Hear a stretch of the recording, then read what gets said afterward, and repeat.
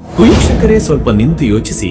ಶೂನ್ಯದಿಂದ ಸಾಮ್ರಾಜ್ಯವನ್ನು ಕಟ್ಟುವ ತಾಕತ್ತು ನಿಮ್ಮಲ್ಲಿದ್ದರೂ ಪದೇ ಪದೇ ನೀವು ಕಟ್ಟಿಟ್ಟ ಬುತ್ತಿ ಕೈಜಾರುತ್ತಿರುವುದು ಏಕೆ?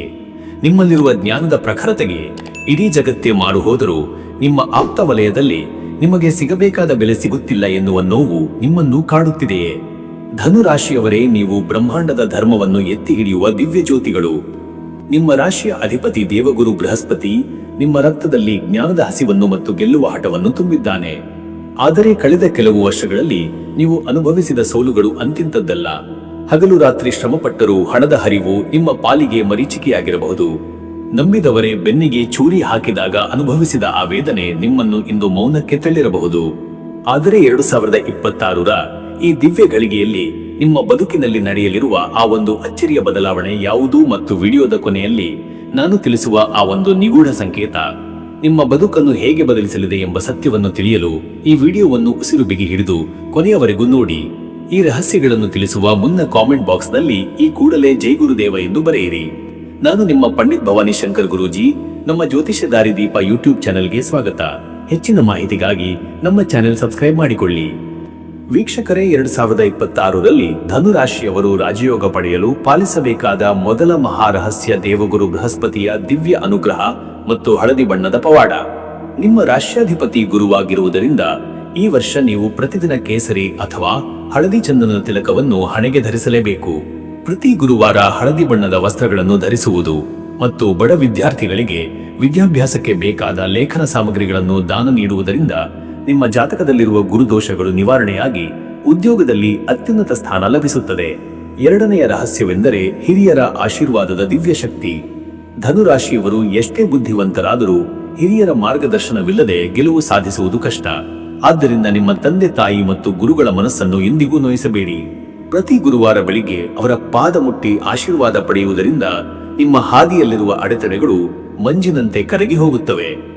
ಮೂರನೆಯ ರಹಸ್ಯ ಕಡಲೆ, ಬೇಳೆ ಮತ್ತು ಬೆಲ್ಲದ ಬಲಿಷ್ಠ ದಾನ. 2026ರಲ್ಲಿ ನಿಮ್ಮ ಆರ್ಥಿಕ ಪರಿಸ್ಥಿತಿ ಸುಧಾರಿಸಬೇಕೆಂದರೆ ಪ್ರತಿ ಗುರುವಾರ 1 ಕೆಜಿ ಕಡಲೆ ಬೇಳೆಯನ್ನು ದೇವಸ್ಥಾನಕ್ಕೆ ಅರ್ಪಿಸಿ ಅಥವಾ ಹಸಿ ಕಡಲೆ ಬೇಳೆ ಮತ್ತು ಬೆಲ್ಲವನ್ನು ಹಸುವಿಗೆ ನಿಮ್ಮ ಕೈಯಾರೆ ತಿನ್ನಿಸಿ. ಹೀಗೆ ಮಾಡುವುದರಿಂದ ದೀರ್ಘಕಾಲದಿಂದ ನಿಂತು ಹೋದ ಬಾಕಿ ಹಣವು ನಿಮ್ಮ ಕೈ ಸೇರುತ್ತದೆ ಮತ್ತು ಪಿತ್ರಾರ್ಜಿತ ಆಸ್ತಿಯಲ್ಲಿ ನಿಮಗೆ ನ್ಯಾಯ ಸಿಗುತ್ತದೆ. ನಾಲ್ಕನೆಯ ರಹಸ್ಯ ಬಲಗೈ ತೋರು ಬೆರಳಿಗೆ ಚಿನ್ನದ ಉಂಗುರ ಧಾರಣೆ ಮತ್ತು ಪವಿತ್ರ ಜಲದ ಬಳಕೆ. ಚಿನ್ನವು ಗುರುವಿನ ಲೋಹವಾಗಿದ್ದು ಇದು ನಿಮ್ಮಲ್ಲಿ ಸಕಾರಾತ್ಮಕ ಆಲೋಚನೆಗಳನ್ನು ಹೆಚ್ಚಿಸುತ್ತದೆ. ಪ್ರತಿದಿನ ಸ್ನಾನ ಮಾಡುವ ನೀರಿಗೆ ಸ್ವಲ್ಪ ಗಂಗಾಜಲವನ್ನು ಸೇರಿಸುವುದರಿಂದ ನಿಮ್ಮ ಸುತ್ತಲಿರುವ ನಕಾರಾತ್ಮಕ ಶಕ್ತಿ ದೂರವಾಗಿ ಹೊಸ ಚೈತನ್ಯ ಮೂಡುತ್ತದೆ. ಐದನೆಯ ಮತ್ತು ಅತ್ಯಂತ ನಿಗೂಢ ರಹಸ್ಯವೆಂದರೆ ಈಶಾನ್ಯ ದಿಕ್ಕಿನ ದಿವ್ಯ ಪವಿತ್ರತೆ. ನಿಮ್ಮ ಮನೆಯ ದೇವಮೂಲೆಯನ್ನು ಸದಾ ಸ್ವಚ್ಛವಾಗಿಡಿ ಮತ್ತು ಅಲ್ಲಿ ಅತಿಯಾದ ಭಾರದ ವಸ್ತುಗಳನ್ನು ಇಡಬೇಡಿ.